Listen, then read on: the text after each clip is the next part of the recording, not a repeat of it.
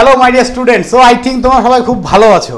তো একটা good news বলার জন্য এই ভিডিওটা করা, সেটা হচ্ছে আমাদের স্টুডেন্ট চিরন্তন বিশ্বাস, ও কিন্তু জিলেটে 29 র্যাঙ্ক করেছে, জিএমআর 29 তোমরা সবাই জানো। ওর এসসি র্যাঙ্ক হচ্ছে 6। তো ওকে আমরা ডেকে নেবো। এসো চিরন্তন। তো চিরন্তন আমাদের মাঝখানে চলে এসছে। তোমাদের সবাইকে চিরন্তনের এই প্রথমবারও দিয়েছিল জিলেট, সেখানে মনে হয় 4000 র্যাঙ্ক, 400 কত সামথিং, কত র্যাঙ্ক ছিল? হ্যাঁ ওরকমই ছিল, হ্যাঁ 400 র্যাঙ্ক ছিল। তো সেখান থেকে ও আজকে 29 র্যাঙ্ক করেছে এবং ও 2 বছর, এবং ও অ্যাকচুয়ালি 12 দেওয়ার পরে ও ভেবেছিল যে জিলেটটা ধীরে ধীরে যে কম্পিটিশন যেভাবে বাড়ছে তাতে আমাকে 2 বছর প্রিপারেশন নিতে হবে, এবং সেই 2 বছর ধরে জার্নিটা ও একটু তোমাদের সাথে শেয়ার করবে, যাতে কিনা যারা 10 দিয়ে এসছো বা 12 দিয়ে এসছো, আর্টস কমার্স সায়েন্স ব্যাকগ্রাউন্ড ছাড়া যারা রয়েছে তাদের জন্য বেশি ইম্পর্টেন্ট যে কীভাবে পড়া উচিত, কী কী করা উচিত। তো সেই জিনিস বলছি, ও যে 2 বছর তোমরা মানে আগের বছর দিয়েছিল, ও কিন্তু পাস আউট স্টুডেন্ট না, ও এবার রেগুলার স্টুডেন্ট। ও দিয়েছে আগের বছর এমনি, জাস্ট আমরা বলেছিলাম যে দাও, হ্যাঁ এক্সপিরিয়েন্সের জন্য, মানে এরকম নয় যে ও ড্রপ দিয়ে র্যাঙ্ক করেছে। চলো বল তোমার সম্বন্ধে একটু যদি বলতে কিছু।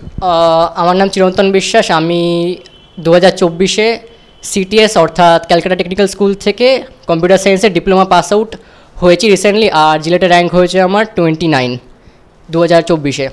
সো ফার্স্ট যেটা বলবো সেটা হচ্ছে ফার্স্টে তো কনসেপ্টগুলো ক্লিয়ার করতে হবে সবার ফার্স্টে, আর কোনো সাবজেক্টকে ছাড়া যাবে না, কারণ এবছরের যা ট্রেন্ড দাঁড়িয়েছে কেমিস্ট্রিটা আমার বিশাল হার্ড আর স্ট্যান্ডার্ড করে দিয়েছে অ্যালং উইথ FEEE। আগের বছর কিন্তু উল্টো ছিল, আগের বছর কেমিস্ট্রি আর FEEE অনেকটাই স্কোরিং মানে জায়গা ছিল, বাট অন্যদিকে আবার ফিজিক্সটা অনেক হার্ড হয়ে গেছিলো। এবছর উল্টো হয়েছে, এবছর ম্যাথ আর ফিজিক্স যথেষ্ট মানে ইজি করে দেওয়া হয়েছে। তো সেই নিরিখে বলবো যে কোনো সাবজেক্ট ছাড়তে না, সব সাবজেক্টই করে যেতে। আবার FEEEর ব্যাপারটা হচ্ছে যারা নন ডিপার্টমেন্টাল মানে ইলেকট্রিক্যাল বা ইলেকট্রনিক্স থেকে নয়, তাদের ক্ষেত্রে বলবো মিনিমাম যাতে আর কি বেসিক লেভেলটা ক্লিয়ার করে যায়, বেশি কমপ্লেক্স টপিকে যাওয়ার দরকার নেই, কারণ মেশিন বা ওই মোটরের যে টপিকগুলো রয়েছে সেগুলো মানে অনেকটা কমপ্লেক্স লাগতেই পারে যারা নন ডিপার্টমেন্টাল ইলেকট্রিক্যাল নয়, তো তাদের ক্ষেত্রে। আর তো এটা তো গেলে কনসেপ্টের পার্ট, মোটামুটি চ্যাপ্টার ওয়াইজ কনসেপ্ট ক্লিয়ার করা আর শর্ট নোট রেডি করা। আর প্রবলেম সলভ করার ক্ষেত্রে বলবো যে একটা A4 শিটে শর্ট ফর্মুলা, যা প্রত্যেকটা চ্যাপ্টার থেকে বেরোবে প্রচুর শর্ট ফর্মুলা, তো ওগুলোকে বের করে নিয়ে একটা A4 সাইজ পেপারে পরপর লিখে স্টেপল করে নেওয়া মানে বেটার অ্যাপ্রোচ আমার মনে হয় প্রবলেমগুলো সলভ করার ক্ষেত্রে। জাস্ট ফর্মুলাটা ওখান থেকে আমি পেয়ে যাব আমার কাছে থাকলে, আর পরীক্ষার আগে ফর্মুলাগুলো মেমোরাইজ করতে খুব হেল্প হবে ওরকম করে যদি এগোই।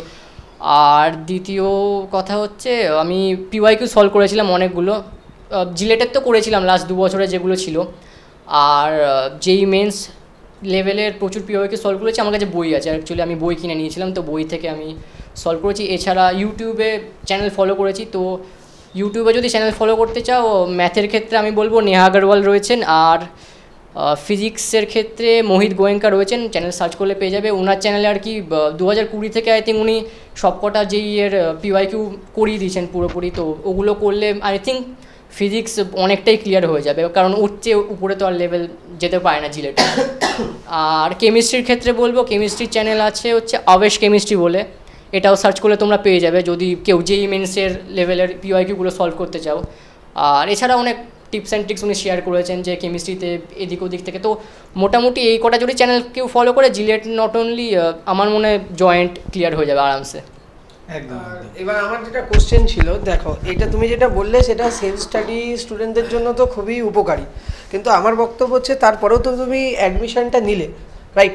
তো অ্যাকচুয়ালি এই কন্টেন্ট তো ইউটিউবে আছে, অনেকেই ভালো কন্টেন্ট বানায়, কিন্তু তারপরেও একটা কোচিংয়ের কেন দরকার এবং ইজি টু লার্নিংয়েই বা কেন দরকার, সেইটা নিয়ে তোমার কি মনে হয়েছে যে এই 2 বছরে তুমি যেটা পড়েছো সেখান থেকে তোমার? ফার্স্ট অফ অল হচ্ছে আমি বলবো মক টেস্ট একটা জায়গা থেকে দিলে আমার মনে হয় বেটার হয়, আর specially offline mock test, because offline mock test দিলে অ্যাকচুয়ালি এক্সাম এনভায়রনমেন্ট আর কি পাওয়া যায়। আদার বাড়িতে দিলে তো নর্মালি অনলাইনে দেওয়া হবে, বাট ওটা আমার একটু ফেয়ার মনে হয় না। আর এছাড়া DPP বা অন্যান্য প্রবলেম এছাড়া আমার মনে হয় সব কিছুর ক্ষেত্রে একটা ভালো গাইডেন্সের দরকার পড়ে আর কি। এরপর থেকে আর কি যে জিনিসগুলো হয়তো আমি যাব সেই জিনিসগুলো আরও বেশি গাইডেন্সের দরকার পড়বে, হায়ার স্টাডিজ হোক সেটা প্লেসমেন্ট হোক, তো গাইডেন্সের সবসময় একটা দরকার পড়ে। এটা তো আর ওই মাধ্যমিক বা 9-10 লেভেল নয়, তো একটা কম্পিটিটিভ এক্সাম ক্র্যাক করতে গেলে একটা গাইডেন্স আমার মনে হয় দরকার। তো সেখানে এই ইজি টুল নিয়ে প্রত্যেকটা টিচারের পড়ানো, কোশ্চেন সলভিং, সমস্ত জিনিসের ব্যাপারে যদি তুমি একটু ছোট্ট করে বলতে চাই কিভাবে আমরা হেল্প করছি বা আমাদের আর কি কি ইমপ্রুভমেন্ট দরকার আছে স্টুডেন্টদের, ধরো যারা কিনা অ্যাকচুয়ালি তুমি ইউটিউব দেখেছো, তুমি সেখান থেকে বেনিফিট পেয়েছো, কিন্তু অনেকেই সেই ইউটিউবের যে কন্টেন্ট আছে, সত্যি আছে ইউটিউবে যথেষ্ট কন্টেন্ট আছে যেটা দিয়ে একটা স্টুডেন্ট ভালো র্যাঙ্ক করতেই পারে, কিন্তু সবাই সেখান থেকে সমস্ত কিছু নিতে পারে না। তো তার জন্যই তো তুমি পাশাপাশি যে মেন্টালি সাপোর্ট বলো, যেই সাপোর্টগুলোর জন্য তুমি এখানে ভর্তি হয়েছো, রাইট? তো সেই জায়গাটা থেকে আমরা কতটা কি করতে পেরেছি তোমার জন্য এবং আর কি কি করতে পারবো পরের বারের স্টুডেন্টের জন্য, সেই বিষয়ে যদি সাজেশন দিতে। ফার্স্ট অফ অল বলবো প্রিপারেশন স্টার্ট করার হলে start as early as possible. মোটামুটি আমি যেমন করেছিলাম, আমি ফার্স্ট সেমিস্টার দেওয়ার পরেই আর কি বাড়িতে পড়া শুরু করে দিয়েছিলাম, তো আমার কিছু কিছু জিনিস কমপ্লিট হয়ে গেছিলো ইউটিউব থেকে দেখে পড়ে। তারপর আমি এখানে এসে ভর্তি হয়েছি অফলাইনে এসে ডাইরেক্টলি, তো তারপর থেকে আমি পুরো কন্টিনিউ করেছি এখনও জুড়েই আছি, আশা করি এরপরেও জুড়ে থাকবো।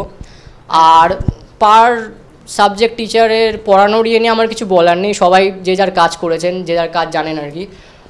আর আমি একটা জিনিস বলবো যে অফলাইন যে মক টেস্টটা হচ্ছে ওটা 5টার জায়গায় আরও বাড়ালে আমার মনে বেটার হয়। খুব থ্যাংক ইউ, এটা একটা ভালো সাজেশন, এটা আমরা ইমপ্লিমেন্ট করব। আর আরেকটা জিনিস তুমি 10-15টা মক টেস্ট মানে অফলাইনে নিলে একটু আগে থেকে নিলে বেটার হয় জানুয়ারি পর। আরেকটা জিনিস হচ্ছে যেটা আমার বলার ছিল যে আমরা যে এবারে যে ইমপ্লিমেন্টটা করেছি, যেটা রাত দিন খেটে যে একটা কোশ্চেন সলিউশন চলে আসছে একটা কোশ্চেন সলভ করার জন্য, তুমি আগের বছরও মক টেস্ট দিয়েছো, সেখানে এই সলিউশন অ্যাভেলেবেল ছিল না, এটা কতটা স্টুডেন্টের জন্য ভালো হয়েছে এখন? হ্যাঁ, এটা ভালো হয়েছে। ডাইরেক্টলি ও মক টেস্টে ওখান থেকে আমি জেনে নিতে পারবো যে আর কি কোশ্চেনের সলিউশনটা কীভাবে কোনটা হচ্ছে আর অ্যাকচুয়ালি অ্যান্সারটা কোনটা বেরোচ্ছে আর অ্যাপ্রোচটা কীরকম হবে। আচ্ছা, সেকেন্ড আরেকটা কোশ্চেন যেটা হচ্ছে আমাদের যে ইনফ্রাস্ট্রাকচার আছে, অনেকেই বলে ইনফ্রাস্ট্রাকচার লাগে না জিলেটে, ঠিক আছে আমার কাছে বই আছে এই আছে, কিন্তু যে তোমরা যে একটা এক্সাম দেওয়ার পরে তোমরা অ্যাপে তোমাদের চলে আসে, রাইট, যে তোমার কোন জায়গাটা উইক, কোন জায়গাটা স্ট্রং, প্রত্যেকটা টপিক ওয়াইজ বা চ্যাপ্টার ওয়াইজ দিয়ে দেয়, যে তোমরা যে পাই চার্টটা পেয়ে যাও, এই জিনিসগুলো কি আদৌ স্টুডেন্টদের হেল্প করে? হ্যাঁ, হেল্প তো করে। মানে কিরকম ভাবে হেল্প? দেখো, ইনফ্রাস্ট্রাকচার যদি হেল্প না করতো তাহলে ফিজিক্সওয়ালা কোনোদিন 8,000 কোটি টাকার কোম্পানি হতে পারতো না, ঠিক আছে? কারেক্ট।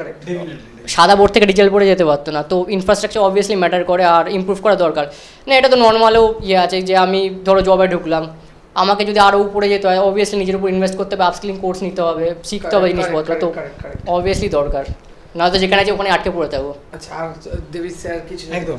আর আমার কয়েকটা কোশ্চেন যেমন স্টুডেন্টদের জন্য থাকে, সেটা হচ্ছে স্টুডেন্টদের একটা কোশ্চেন, দাদা তোমার ব্যাকগ্রাউন্ড কি, মানে তুমি 10 না 12 দিয়ে এসছো? আমার 12 পাস। একদম। সায়েন্স ছিল? হ্যাঁ, পিওর সায়েন্স। ওকে। না, 12 পাস হলে ব্যাপারটা এখন জিলেটের যে সিলেবাসটা চেঞ্জ করে দিয়েছে না, আমার মনে অ্যাডভান্টেজ আছে, কারণ ডাইরেক্ট ফিজিক্স কেমিস্ট্রি ম্যাথ একদম যারা 10 দিয়েছে তাদের একটু সময় লেগে যাবে। এক্স্যাক্টলি বলছি, আগে থেকে প্রিপারেশন স্টার্ট করে দাও, একদম পড়ারই হয় জিলেটের। এটা একটা স্টুডেন্টদের কোশ্চেন থাকে। আরেকটা কোশ্চেন থাকে যে দাদা তুমি এক্সাম হলে কি করে নিজেকে ওই প্রেসারটা হ্যান্ডেল করলে বা কি দিয়ে স্টার্ট করলে, এক সপ্তাহ ধরে তুমি কি করলে? হ্যাঁ, ওই জায়গা এক্সামের এক সপ্তাহ আগে থেকে ব্যাপারটা হচ্ছে শর্ট নোট বানানো ছিল আর ফর্মুলা, ওটাই পড়েছি। নতুন করে কিছু করার দরকার নেই, নতুন কিছু করতে গেলে আর কি যে জিনিসগুলো পড়া হয়েছে সেই জিনিসগুলো ঘেটে যাবে। তো শর্ট নোট আর ফর্মুলা, আর আমার মনে হয় মাথাটা ঠান্ডা রাখা একটু জরুরি, কারণ ভুলভাল করলে আর কি অনেকে এটা দেখেছি যে এবছর ওয়ে মানে ভুলভাল দাগিয়ে দিয়েছে, ঠিক আছে, মানে তাড়াহুড়ো করতে গিয়ে হয়তো নার্ভাস হয়ে গেছে বা অ্যাংজাইটি ইস্যু হয়ে গেছে। তো সেখানে মাথা ঠান্ডা রাখাটা খুবই দরকার। মাথা ঠান্ডা না রাখলে কিন্তু যেগুলো জানা কোশ্চেন ভুলভাল ওয়ে মানে দাগিয়ে দিয়ে চলে আসবে। তো ওএমআর তুমি মানে কীভাবে ফিল আপ করেছিলে? ওএমআর ফিল আপ করেছি আমি ফার্স্ট পেজে হয়তো করলাম লেটসে কেমিস্ট্রি 1 থেকে কেমিস্ট্রি 70-71 থেকে স্টার্ট হলো। হ্যাঁ, 10টা কোশ্চেন, তো ওর মধ্যে থেকে যেগুলো পারলাম হয়তো 10টার মধ্যে 5টা পারলাম, 6টা পারলাম, সেই 5টা 6টা দাগালাম, তারপর নেক্সট পেজ গেলাম, এরকম অ্যাপ্রোচে গেছি। কারণ লাস্টে যদি সব কিছু বাঁচিয়ে রাখি না, লাস্টে প্রবলেম হয়ে যাবে, ভুলভাল যদি দাগাই নাম্বার ইস্যু হয়ে গেলে র্যাঙ্ক তো একদম এদিকে ওদিকে। মার্কসের সবথেকে বেশি মার্কস কোন সেগমেন্ট থেকে এসেছে এবারে তোমার মনে হচ্ছে?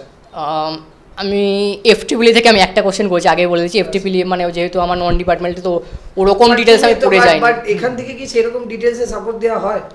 হ্যাঁ, অবভিয়াসলি কেউ যদি পড়তে চায় অবভিয়াসলি ইলেকট্রনিক্সের টিচার যথেষ্ট ভালোই, ডেভিড স্যার রয়েছেন, যথেষ্ট ভালোই পড়ান। আর আমার নাম্বারটা অ্যাকচুয়ালি বলতে গেলে পুরো ব্যালেন্সড এসছে, মানে কেমিস্ট্রি থেকে যেটুকু পেয়েছি, ম্যাথ থেকে সেরকম পেয়েছি, ফিজিক্স থেকেও সেরকমই পেয়েছি, সব জায়গাতে পুরো ব্যালেন্সডই পেয়েছি। কেমিস্ট্রি কোশ্চেনটা স্ট্যান্ডার্ড করেছে, বাট যে কোশ্চেনগুলো আর কি পারার মতো ছিল না ওগুলো ছেড়েই দিয়েছি, যেগুলো পারার মতো ছিল খালি সেগুলো করেছি। তো ওখান থেকে মোটামুটি ত্রিসিদ্ধ বলেছিল 9-10 যদি পায় র্যাঙ্ক দাঁড়িয়ে যাবে যে কারোর কেমিস্ট্রি থেকে যা কোশ্চেন করেছিল। তো ওরকমই অ্যাপ্রোচে আমি করেছি, যেহেতু সব কটা সাবজেক্ট মানে পিসিএমটা আর কি ভালো করে, ফিজিক্স কেমিস্ট্রি ম্যাথ ভালো করে করে গেছিলাম যেহেতু। তো এখান থেকে যে সমস্ত কোশ্চেন করানো হয়েছে ডিবিপি, এই জায়গাগুলোতে তোমার কিছু কি ইমপ্রুভমেন্ট মনে হয় যে আর কিছু দরকার আছে যা করানো হয়েছে আমাদের এখানে? লাস্টে প্র্যাকটিস ব্যাচে যে ডিবিপিগুলো করানো হয়েছিল ওগুলো আমার মনে হয় জিলেটের থেকে আর অনেকটা হাই লেভেলে। জিলেটে অত কঠিন কোশ্চেন কোনোদিন দেবে না বলে আমার ধারণা, কারণ 2 ঘন্টার ভিতর সম্ভব না মানে ওরকম কোশ্চেন যদি দিয়ে দেয়। কিন্তু ওই কোশ্চেনগুলো কি একটা থিঙ্কিং ডেভেলপ করতে হেল্প করে? হ্যাঁ ডেফিনেটলি, কারণ ওগুলো তো আলাদা আলাদা এন্ট্রেন্সের এক্সামের কোশ্চেন ওখান থেকে কালেক্ট করে আর কি ডিবিপিগুলোই বানানো হয়েছে। যেমন কোনোটা এনডিএর, কোনোটা হয়তো এয়ারফোর্স XY ফোর্সের হয়তো সেখানে এন্ট্রেন্সে হয়তো এসেছিল। তো অবভিয়াসলি ওইগুলো তো কোয়ালিটি থাকবে এই কোশ্চেনগুলো।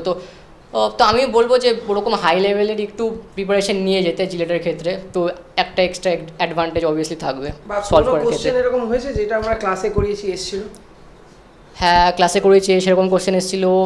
মক টেস্টে অনেকেই বলেছে, আমি শুনছিলাম, আমি মক টেস্টটা খেয়াল করিনি। ম্যাট্রিক্সের যে কোশ্চেনটা ছিল ওটা ডাইরেক্ট লাইন বলছি, ওটা যেই মেন্সের PYQ, ঠিক আছে? আমি অ্যান্সার আমি করেও দেখিনি, ডাইরেক্ট 21 মিনিটে বেরিয়ে গেছে। হ্যাঁ ওটা আমিও জানতাম। ওটা 21 হবে, লিমিটেডটা 0 হবে। ওটা ওই অঙ্কগুলো যদি ভালো প্র্যাকটিস থেকে মুখে মুখে করা যায়, আলাদা করে পেন চালানোর দরকার নেই। কারেক্ট।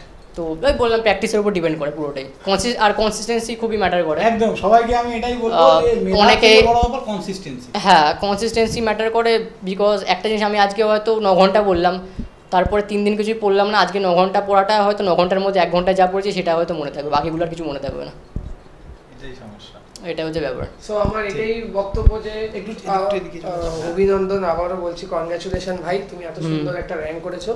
এবং আমার তোমার উপরে বিলিভ আছে যে তুমি CSC-তেও যথেষ্ট স্ট্রং। সেটা এই 2 বছরে আমার সাথে তোমার যত রকমভাবে কথা হয়েছে, যেভাবে আমি চিনি তোমাকে, তাতে আমি জানি যে আপকামিং দিনে তুমি CSID যেটাই পাও সেটা নিয়ে খুব একটা উজ্জ্বল ভবিষ্যৎ তোমার তৈরি হবে। তো এই যে এটা মাথায় রাখবে যে তোমার মধ্যে যে পোটেনশিয়াল আছে, তোমার মধ্যে যে একটা পাওয়ার আছে, যে অন্যদের থেকেও তুমি একটা কিছু স্পেশাল করে দেখাতে পারো, এই স্পিরিটটাকে নিয়ে এই 3 বছর আরো এগিয়ে যাও এবং আরো ভালো জায়গায় যাও। এটাই আমার তোমার কাছে মানে সাজেশন থাকবে অ্যাজ এ টিচার, এটাই আমাদের কাছে সাকসেস।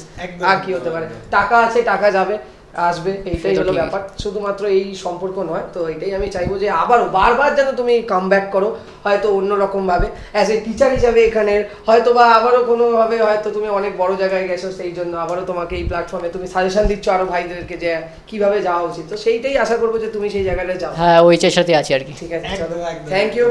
থ্যাংক ইউ, অনেক অনেক ধন্যবাদ তোমাকে।